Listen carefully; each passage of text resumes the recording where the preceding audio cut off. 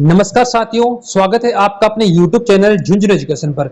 मित्रों, आज अपन इस वीडियो में बात करेंगे राजस्थान यूनिवर्सिटी जयपुर VSc का जो पेपर है वैल्यू एडेड कोर्स का, और पेपर का नाम क्या है? Nutrition for health and fitness. ये भाई BA BSc BCom BCA BBA first and second semester सबके लिए रहता है। तो जिस विद्यार्थी ने nutrition for health and fitness का सब्जेक्ट चूज किया है उसके इंपोर्टेंट क्वेश्चन कौन कौन से रहेंगे वो अपन इस वीडियो में डिस्कस करेंगे। तो जो बच्चे पहली बार झुंझुनू एजुकेशन के साथ वीडियो देख रहे हैं, फटाफट चैनल को सब्सक्राइब कर लीजिए ताकि जैसे हम अगली क्लास अपलोड करें आपके पास नोटिफिकेशन पहुंच जाए भाई। ठीक है, आपके सर का नाम है नितेश तिवारी झुंझुनू, आपको याद रखना है। दूसरा काम क्या करना है, टेलीग्राम चैनल झुंझुनू एजुकेशन सबको ज्वाइन रखना है भाई। इस टेलीग्राम चैनल पे आपको राजस्थान यूनिवर्सिटी की जितनी अपडेट्स हैं, वो जितनी प्रैक्टिकल फाइल है, नोट्स, सारी चीजें इस पे आपको मिलती रहेंगी। सब लोग टेलीग्राम चैनल झुंझुनू एजुकेशन को ज्वाइन कर लेना। इंस्टाग्राम को फॉलो कर लेना, सीधा है झुंझुनू एजुकेशन, कोई स्पेस वगैरह कुछ भी नहीं है। इंस्टाग्राम को फॉलो करके इंस्टाग्राम जो मैसेज है उसमें अपना नाम साथ में राजस्थान यूनिवर्सिटी लिख के भेज देना, आपको ग्रुप में जोड़ दिया जाएगा भाई। लेकिन सब विद्यार्थियों को फॉलो जरूर करना है, फॉलो करने के बाद ही मैसेज करना, पहले मत करना। और सबसे पहले वो काम करना है सब्सक्राइब फॉर नेक्स्ट क्लास। सारे विद्यार्थी जो नए हैं, पहली बार ही झुंझुनू एजुकेशन देख रहे हैं, वो सब्सक्राइब कर लीजिए, क्योंकि इस पे आपको एकदम फ्री में कंटेंट मिलेगा। जितनी भी क्लासें होंगी सारी क्लासें फ्री होंगी और इंपॉर्टेंट क्लासें ही रहेंगी भाई। यूनिट फर्स्ट है, उसके बाद बात करेंगे। 4 यूनिट्स हैं, चारों यूनिटों के टॉप क्वेश्चन है वो आपको बताऊंगा, वीडियो के अंत तक बने रहें और जो मैं बोलूं उसको सुनना भाई ध्यान से। पहला क्वेश्चन है, WHO के अनुसार स्वास्थ्य किसकी अवस्था है? तो भाई केवल शारीरिक फिटनेस नहीं, पूर्ण शारीरिक, मानसिक और सामाजिक कल्याण, इसका सही आंसर होगा। स्वास्थ्य है वो पूर्ण मानसिक, सामाजिक और शारीरिक कल्याण की अवस्था है। रोग का अभाव भी नहीं है और धन और खुशी भी नहीं है, तो इसका सही आंसर होगा। स्वास्थ्य की वैश्विक परिभाषा किस संगठन ने दी? तो यूनिसेफ नहीं, जो वर्ल्ड हेल्थ ऑर्गेनाइजेशन है, विश्व स्वास्थ्य संगठन ने ही स्वास्थ्य की परिभाषा दी, तो इसका बी करेक्ट आंसर होगा। FAO भी नहीं दी एंड अगला है यूनेस्को भी नहीं दी, तो इसका सही आंसर होगा WHO। सकारात्मक स्वास्थ्य का अर्थ क्या है मित्रों? तो देखो, सकारात्मक में पढ़ेंगे तो रोग का अभाव नहीं भाई, ये तो नकारात्मक आ गया, शारीरिक शक्ति भी नहीं होगा। पूर्ण शारीरिक, मानसिक और समाज कल्याण जरूर बता के वही इसका सही आंसर होगा। अगला है, शारीरिक फिटनेस किसकी क्षमता है? तो इसका सही आंसर होगा दैनिक कार्यों को कुशलतापूर्वक करना। अगला है, निम्न में से कौन सा स्वास्थ्य घटक नहीं है? तो भाई शारीरिक घटक है, मानसिक भी है, सामाजिक भी है, आर्थिक स्वास्थ्य का नहीं है। पैसे और स्वास्थ्य का क्या मतलब है? ठीक है ना, स्वास्थ्य घटक नहीं है। सब्सक्राइब कर लो यार सारे लोग, बार बार बोल रहे हैं, मतलब कुछ ना कुछ तो बात है ना, सारे लोग सब्सक्राइब कर लीजिए। शरीर निर्माण के लिए मुख्य पोषक तत्व कौन सा होता है? तो कार्बोहाइड्रेट या प्रोटीन या वसा या विटामिन? तो प्रोटीन होता है, शरीर का जो निर्माण है उसको करने के लिए मुख्य पोषक तत्व है। अगला है, ऊर्जा का मुख्य स्रोत कौन सा पोषक तत्व है? तो ऑप्शन देखेंगे भाई, तो कार्बोहाइड्रेट है वो ऊर्जा का पोषक तत्व है। अगला है, नियमित व्यायाम किसमें सहायक है फिटनेस को बनाए रखने में? भाई अगर नियमित व्यायाम करोगे तो मोटापा थोड़ी बढ़ेगा, नहीं बढ़ेगा, आलस्य भी नहीं बढ़ेगा, कमजोरी भी नहीं आएगी। इसलिए फिटनेस को बनाए रखना है तो नियमित व्यायाम करना पड़ेगा। सूर्य की प्रकाश से कौन सा विटामिन बनता है? विटामिन डी, विटामिन डी सूर्य के प्रकाश से बनता है। संतुलित आहार का अर्थ क्या है? सभी पोषक तत्व उचित मात्रा में हो। ऐसे नहीं कि आपने प्रोटीन तो ले लिया इतना ज्यादा और जो अगला कार्बोहाइड्रेट उसको ले लिया कम, फ्रूट्स को ले लिया कम, किसी चीज को ज्यादा ले लिया, मतलब सबको एक उचित मात्रा में लेना ही उचित आहार माना जाएगा। संतुलित आहार उचित आहार माना जाएगा। अच्छे स्वास्थ्य के लिए क्या आवश्यक है भाई? संतुलित आहार एवं व्यायाम आवश्यक है अच्छे स्वास्थ्य के लिए। मानसिक स्वास्थ्य का संबंध किससे है? भावनात्मक और मानसिक संतुलन। देखो मिलते जुलते आपको आंसर्स मिलेंगे। नेक्स्ट है, कौन सी आदत अच्छे स्वास्थ्य को बढ़ावा देती है? तो अगर धूम्रपान करोगे तो अच्छा स्वास्थ्य नहीं होगा, शराब पियोगे तो भी नहीं होगा, नियमित शारीरिक गतिविधियां करोगे तो आपका अच्छा स्वास्थ्य बनेगा, इसका सही आंसर होगा। और अधिक भोजन खाओगे तो भी स्वास्थ्य सही नहीं रहेगा, इसलिए इसका नियमित शारीरिक गतिविधि है, ये सही आंसर होगा। वेलनेस में क्या शामिल है? तो शारीरिक, मानसिक, समाज कल्याण। ये आंसर यही मिल जाए आपको, ये करना है, ठीक है ना। BMI का पूर्ण रूप क्या है? BMI की फुल फॉर्म क्या है भाई?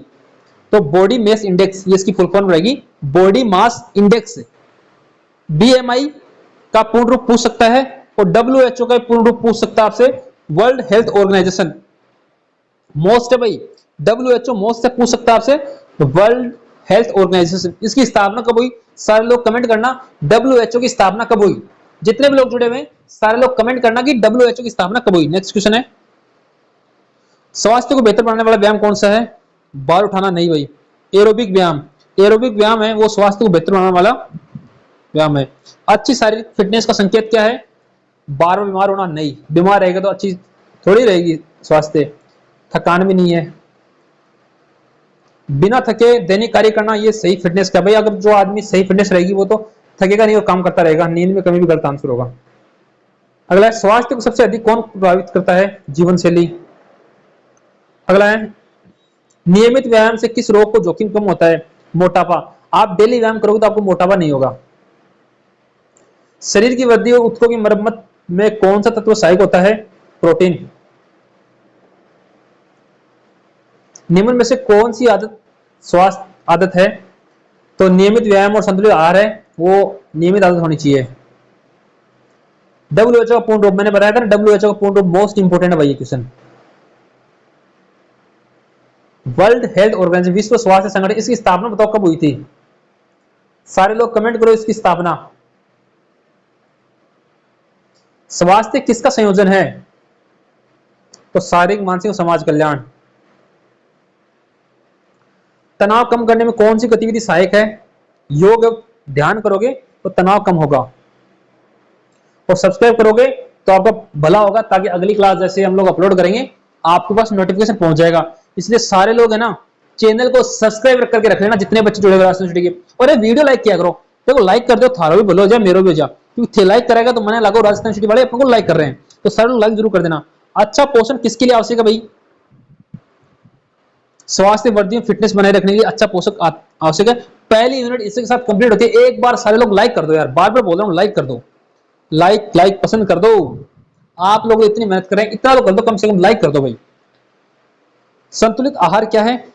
कार्बोहाइड्रेट नहीं, केवल प्रोटीन नहीं, सभी पोषक तत्व उचित मात्रा में। पहले क्वेश्चन ये रहेगा। नेक्स्ट है, फुल पिरामिड का उद्देश्य क्या है? तो इसका उद्देश्य रहेगा स्वस्थ आहार की योजना बनाना। नेक्स्ट है, शरीर की ऊर्जा का मुख्य स्रोत कौन सा पोषक तत्व है? तो कार्बोहाइड्रेट है भाई। अगर आपसे पूछे कि शरीर में मुख्य ऊर्जा का स्रोत क्या है, तो आप कार्बोहाइड्रेट लिखोगे। शरीर निर्माण में कौन सा पोषक तत्व सहायक है? प्रोटीन। शरीर को रोग से बचाने के लिए कौन सा पोषक तत्व सहायक है? तो देखेंगे पोषक तत्व है कार्बोहाइड्रेट, वसा या विटामिन। विटामिन भाई, रोग से बचाने के लिए विटामिन पोषक तत्व आवश्यक है। कहते हैं ना तुम्हारे में विटामिन डी कमी है, विटामिन सी कमी है, तो वो बात है। स्वस्थ हड्डियां और दांतों के लिए कौन सा खनिज आवश्यक है? कैल्शियम है भाई। हड्डियां और दांतों के लिए कैल्शियम जरूरी है। आयरन की कमी से कौन सा रोग होता है? एनीमिया। आयरन की कमी से एनीमिया रोग होता है। दृष्टि सुधारने में कौन सा विटामिन सहायक है? Vitamin A. आंखों की दृष्टि को सुधारने में विटामिन ए सहायक है भाई। तो जिसकी आंखें कमजोर है, विटामिन ए का उपयोग करो। पानी महत्वपूर्ण है क्योंकि यह है शरीर की क्रियाओं को नियंत्रित करता है। पानी कभी रोग नहीं फैलाता, ऑक्सीजन कम नहीं करता, वसा बढ़ाता नहीं है, शरीर की क्रियाओं को नियंत्रित करता है। सही आंसर होगा इसका। स्वस्थ आहार में क्या शामिल होना चाहिए? फल, सब्जियां, अनाज, दालें और दूध। कौन सा खाद्य समूह प्रोटीन से भरपूर है? तो भाई दालें। दाल है वो प्रोटीन से भरपूर मात्रा में होती हैं। पाचन में कौन सा तत्व सहायक होता है? आहार रेशा, फाइबर। और सब्सक्राइब कर लीजिए, बार बार बोल रहा हूँ सब्सक्राइब कर लो, बहुत अच्छी क्लास रहने वाली है। ये चैनल आपके लिए रामबाण उपाय है भाई, इसके अलावा कहीं से मत पढ़ो। आप अपने माइंड पे झुंझुनू एजुकेशन सेट कर लो। सिलेबस बेस्ट क्वेश्चन मिलेंगे, यूनिट वाइज क्वेश्चन मिलेंगे, आपके एग्जाम में आने वाले क्वेश्चन मिलेंगे। एमसीक्यू होंगे तो एमसीक्यू मिलेंगे, थ्योरी होगी तो थ्योरी मिलेंगे, अच्छे अच्छे क्वेश्चन मिलेंगे और साथ में आंसर मिलेगी भाई। वर्दी के लिए किस आयु के वर्ग के अधिक पोषक तत्वों की आवश्यकता होती है? तो भाई बच्चे और किशोर है उनको अधिक पोषक तत्वों की आवश्यकता होती है। एस्कॉर्बिक अम्ल किस विटामिन का नाम है? विटामिन सी का नाम है एस्कॉर्बिक अम्ल। सबसे अधिक ऊर्जा कौन सा तत्व देता है? वसा देता है सबसे अधिक ऊर्जा। फुल पिरामिड के अनुसार सबसे अधिक मात्रा में किस खाद्य समूह का सेवन करना चाहिए? अनाज व धान्य का। घाव बढ़ने में पोषक तत्व कौन सा है? तो घाव बढ़ने के लिए प्रोटीन आप यूज करें। कैल्शियम के अवशोषण में कौन सा विटामिन सहायक है? कैल्शियम जो है मित्रों, उसके अवशोषण में कौन सा विटामिन सहायक है? तो उसमें विटामिन डी, सी सही आंसर रहेगा विटामिन डी। संतुलित आहार में क्या होना चाहिए? तो सभी पोषक तत्व उचित मात्रा में होना चाहिए, बात इतनी है। तो संतुलित आहार भी है, इसमें प्रोटीन वसा सारी चीजें है ना, वो संतुलित मात्रा में हो, एक उचित अनुपात में हो। स्वस्थ रक्त निर्माण के लिए कौन सा तत्व आवश्यक है? तो आयरन आवश्यक है। कौन सा भोजन कभी नहीं छोड़ना चाहिए? नाश्ता। नाश्ता हमेशा करना चाहिए भाई, ये भी कह रहे हैं ना, नाश्ता को हमेशा करना चाहिए। थायराइड के सही कार्य करने के लिए कौन सा खनिज आवश्यक है? आयोडीन। नेक्स्ट है, कैल्शियम का अच्छा स्रोत कौन सा है निम्न में से? तो चावल है, सेब है, दूध है, तो चीनी है। तो कैल्शियम आपको मिलेगा दूध से, दूध पियो, कैल्शियम अच्छा रहेगा, हड्डियां भी मजबूत रहेंगी। अच्छे पोषण के लिए कौन सा दिशा निर्देश उचित है? विशिष्ट पोषक खाद्य पदार्थों का सेवन करें। नेक्स्ट है, यूनिट 2 का लास्ट क्वेश्चन भाई, एक बार सारे लोग लाइक कर दो ना यार। अच्छा पोषण किसमें सहायक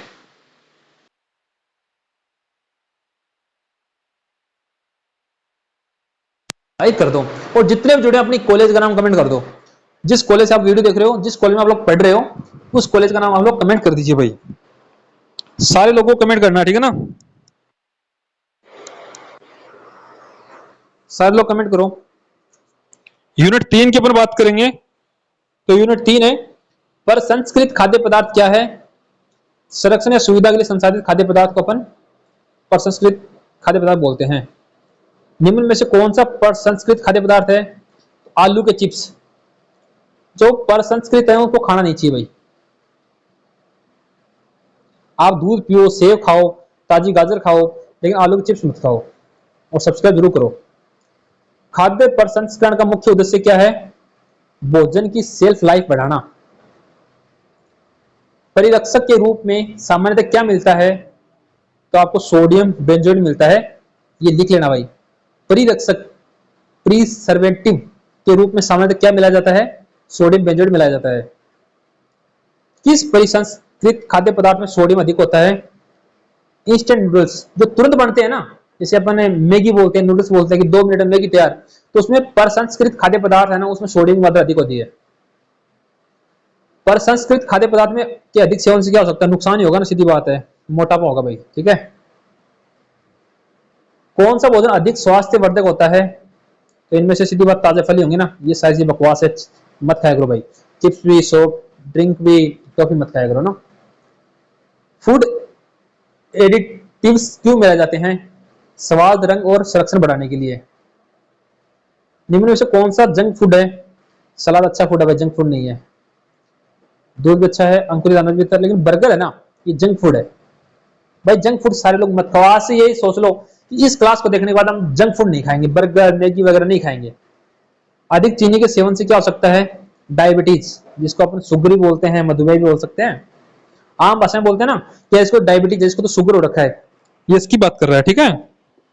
नेक्स्ट है, पैकेट वाले खाद्य पदार्थ खरीदने से पहले किस लेबल को देखना चाहिए? समाप्ति तिथि, एक्सपायरी डेट।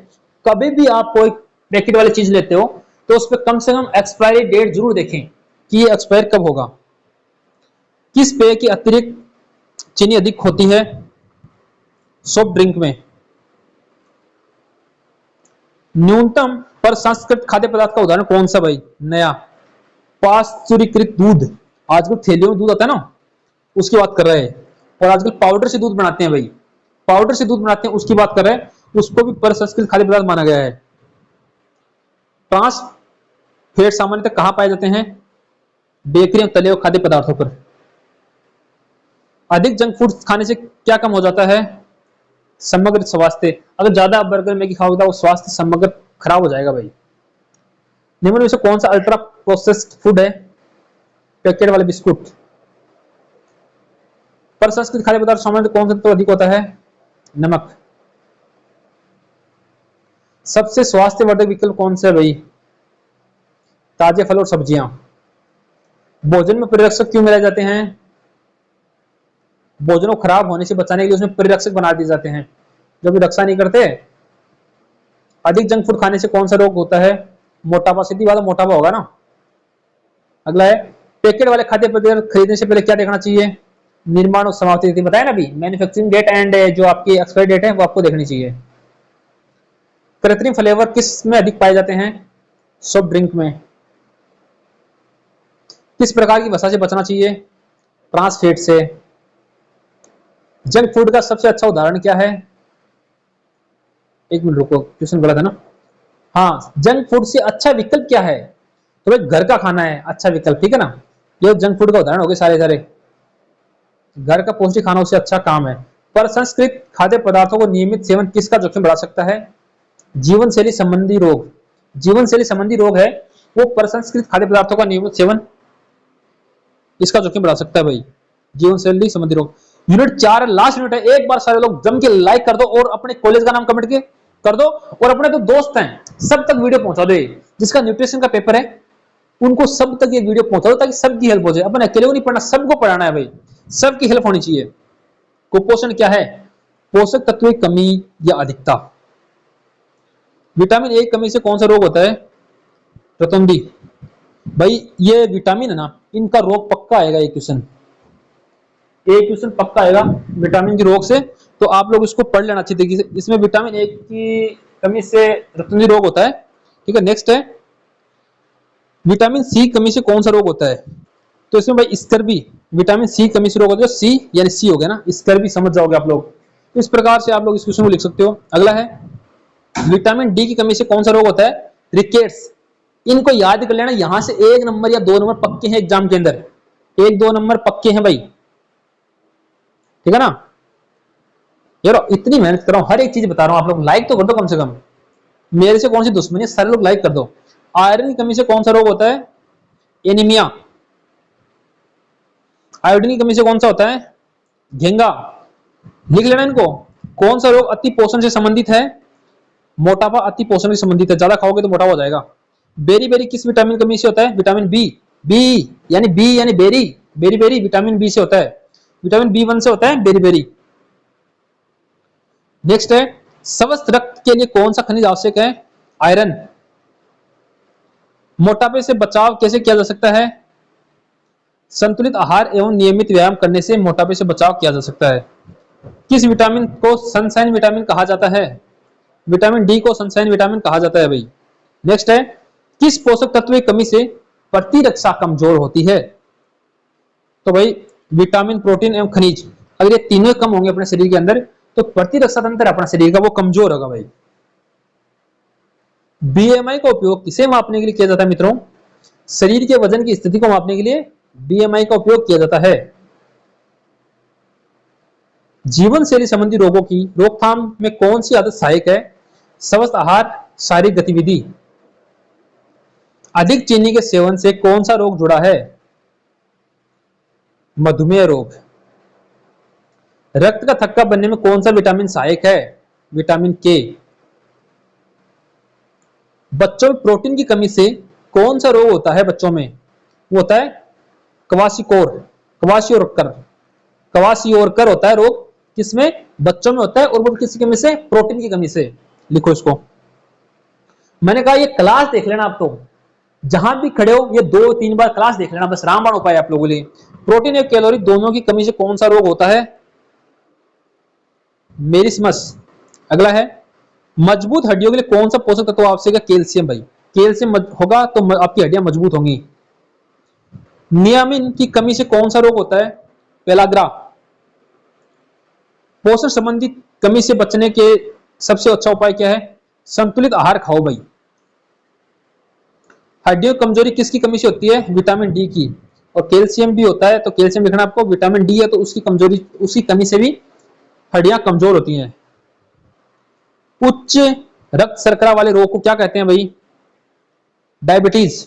ज्यादा मीठा, आप चीनी जिसको बोलते हो, शर्करा लेते हो तो उसको डायबिटीज, मधुमेह बोलते हैं। स्वस्थ भोजन और व्यायाम किसका जोखिम कम करते हैं भाई? उपरोक्त सभी करते हैं। मोटापे, मधुमेह, हृदय रोग करते हैं। अगर स्वस्थ आप लोग भोजन लोगे, व्यायाम करोगे डेली, तीनों कम हो गए। अच्छे स्वास्थ्य को बनाए रखने का सबसे अच्छा तरीका कौन सा है? संतुलित आहार, नियमित व्यायाम एवं स्वस्थ जीवन शैली, ये आपके शरीर को स्वस्थ रखेंगी।